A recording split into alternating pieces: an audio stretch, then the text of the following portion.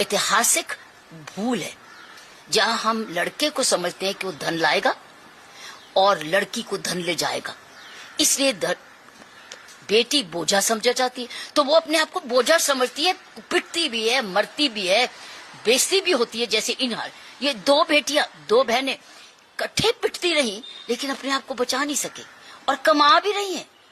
और ये भी नहीं कि कमा नहीं रही, लेकिन उनको ससुराल को ये भी प्रॉब्लम है कि कमा क्यों रही है, उनका भी वो कमाया हुआ धन खींच रही है। और ये नहीं है कि माँ बाप उनके मायके को मालूम नहीं है, मायके को मालूम है, लेकिन वो देते जा रही हैं, उनकी भूख पूरी करते जाते हैं।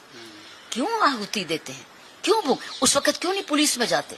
इतना प्रचार होता है, कानून का प्रचार होता है, उनको पता है कि ये समाधान है, क्यों नहीं ये समाधान ढूंढते? क्योंकि वो भी नहीं चाहते कि वो घर लड़की मायके वापस आ जाए, क्योंकि वो भी चाहते हैं कि कल को उनकी कोई बहू आएगी, लड़के की बहू, उसको ये घर चाहिए। वो इतराज करेगी, शायद इसीलिए शादी नहीं होगी लड़के की, क्योंकि लड़की घर में है। ये सारी सोच बदलने की बात है, और सोच बदलते बदलते अभी जनरेशंस लग जाएंगे।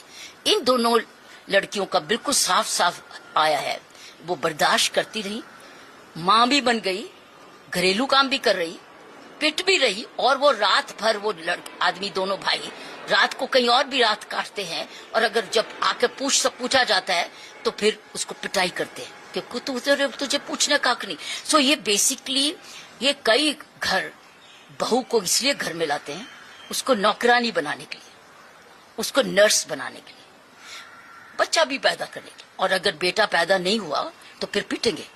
इसमें तो बेटा पैदा हुआ, शायद इसलिए नहीं पीटा कि बेटा नहीं तूने पैदा किया, शायद ये भी कारण बन जाता।